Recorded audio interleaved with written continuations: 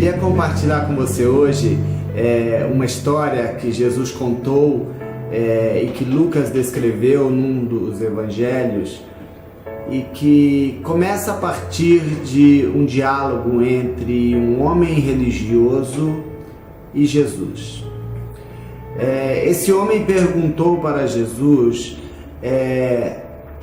o que ele deveria fazer para viver uma vida eterna ou uma vida verdadeira. E Jesus perguntou em contrapartida a ele o que é que estava escrito na lei, a qual ele era conhecedor. E ele disse que ele deveria amar a Deus de todo o seu coração, com toda a sua alma, com toda a sua força e com todo o seu entendimento. Jesus então diz para ele que ele deveria ir e fazer isso. Mas uma pergunta ficou no meio do caminho a ser respondida, e essa pergunta dizia respeito ao próximo. Aquele homem, querendo justificar-se a si mesmo, perguntou a Jesus quem era o próximo que deveria ser amado no meio desse caminho em busca da vida eterna. E Jesus contou a história, aquela que nós conhecemos como a história do bom samaritano, e ele diz que um homem estava vindo de Jerusalém em sentido a Jericó, e no meio do seu trajeto ele se deparou com uma cena, com um quadro não muito comum aos dias dele normais. Tratava-se de um homem que tinha sido assaltado, que tinha sido roubado e que agora estava jogado em meio ao caminho, todo machucado, todo ferido e precisando de ajuda. Nesse mesmo caminho passavam dois homens religiosos. As escrituras dizem que um deles era sacerdote e o outro levita. E o terceiro personagem era um viajante. É interessante que nenhuma dessas pessoas, nenhum desses três personagens, eles estavam desocupados.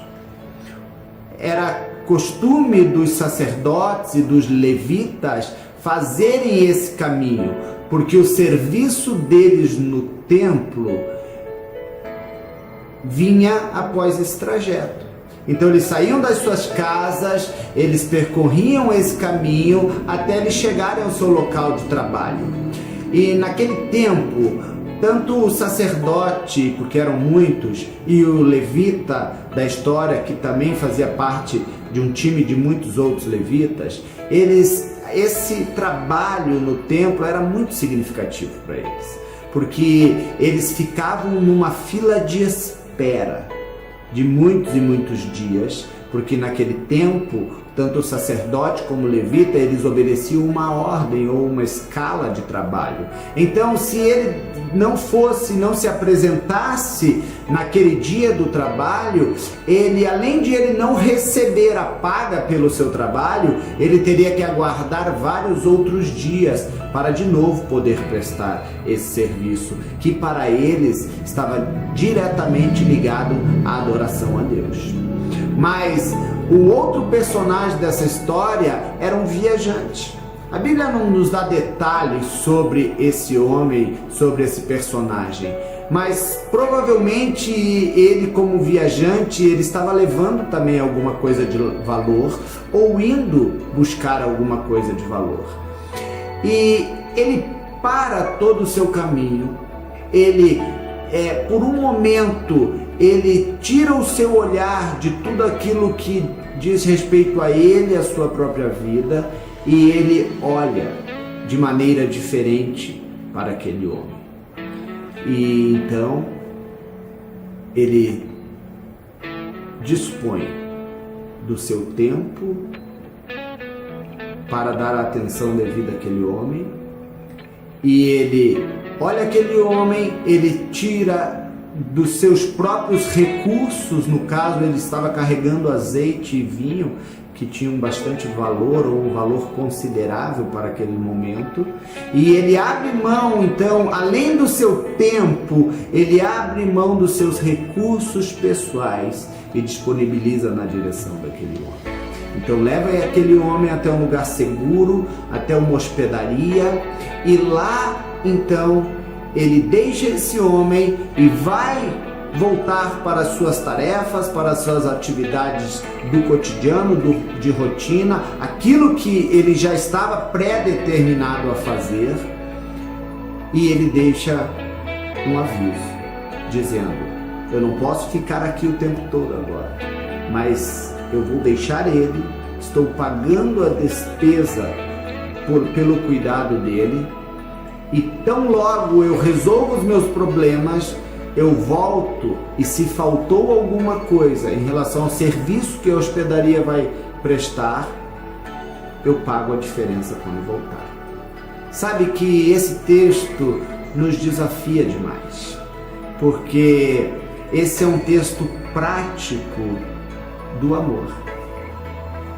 Então, às vezes, nós praticarmos uma vida cristã ou uma vida dentro daquilo que nós entendemos como valores que vem de Deus, sem olhar na direção do próximo, é como nós estivermos ouvindo uma música pela metade, ou comendo um pão só pela metade.